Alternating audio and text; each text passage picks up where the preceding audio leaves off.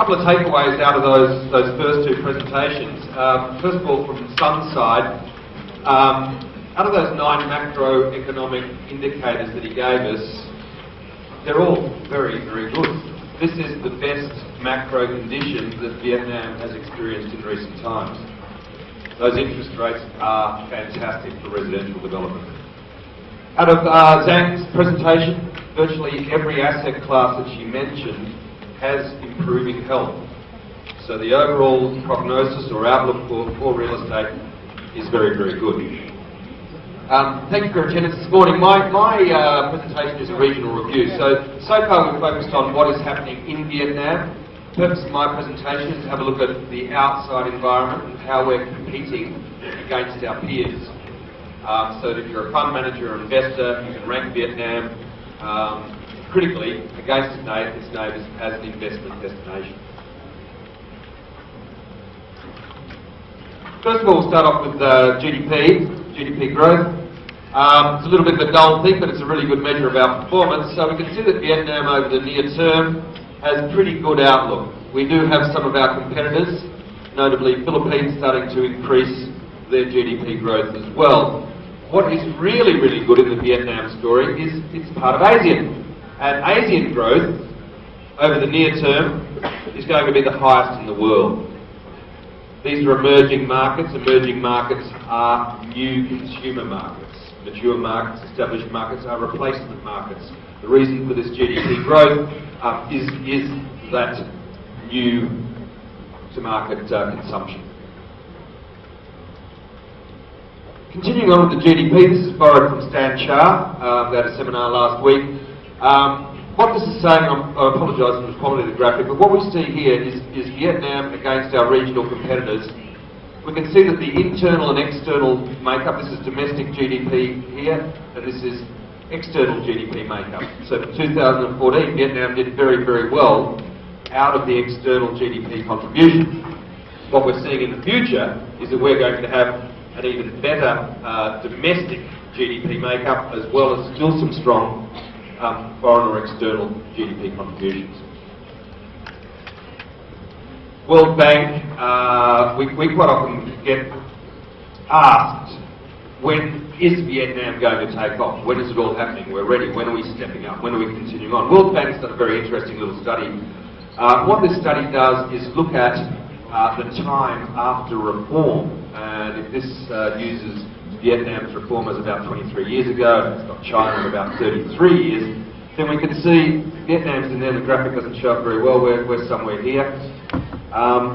What World Bank did was then plot over the next 50 years our potential growth trajectory.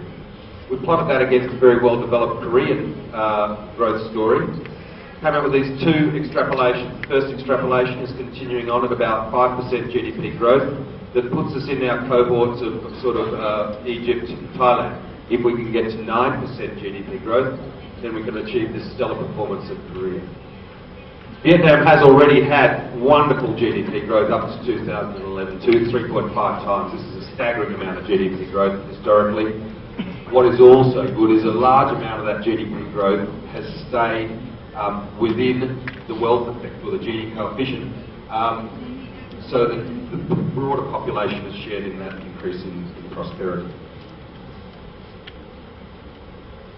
KPMG. So this is a survey of 100 senior executives in the US. What it's asking, first of all, current investments of $5 million and over. There's Vietnam's rank there against global investment. What's very good about this survey is it's showing what is your future intention. Where is your future intention for investment of $5 million and over? And Vietnam comes in number 4 globally. And you know what? Why shouldn't it? If you have a look at some of these tax breaks, this is policy support from the government. This is very strong policy support.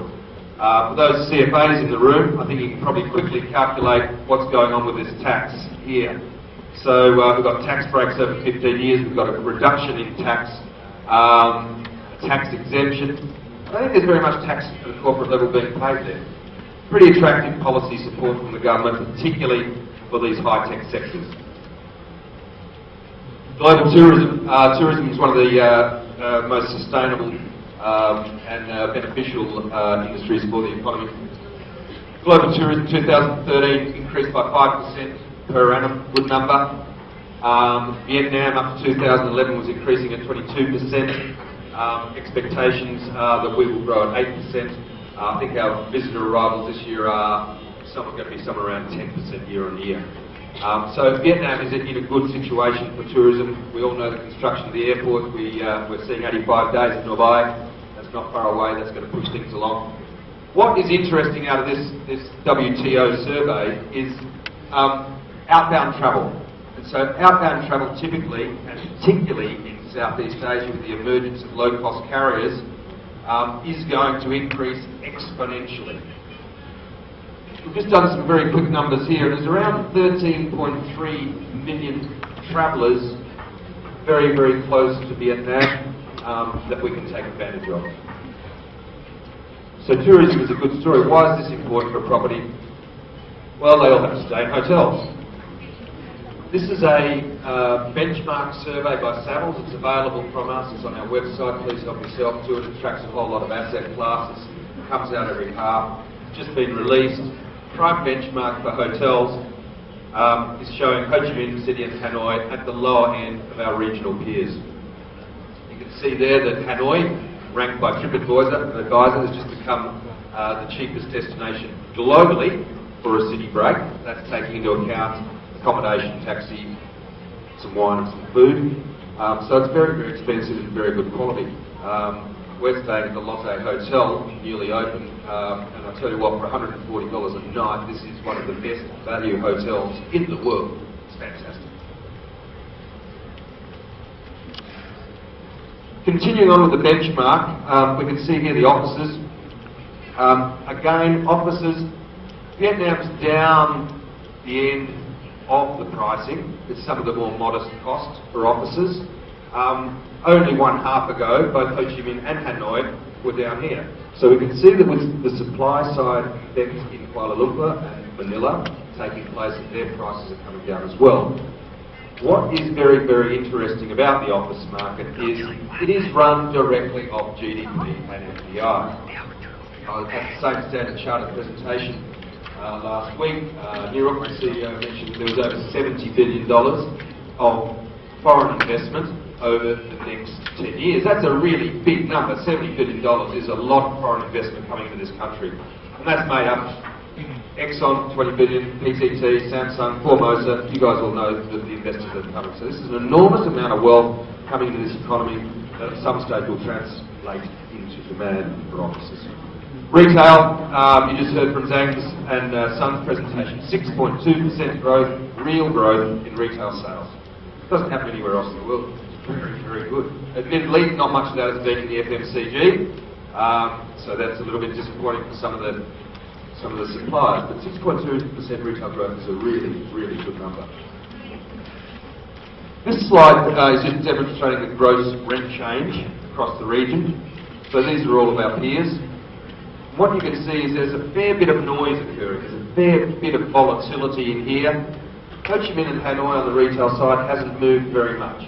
That means probably our retail market supply-demand side is lagging a little bit, and there's still some opportunities there.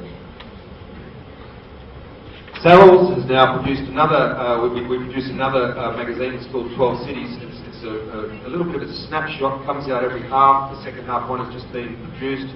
Very interesting. It plots global trends. It plots emerging influences. One of the very interesting influences is the emergence of metro infrastructure. How important the metro is for the health and growth of a city's economy.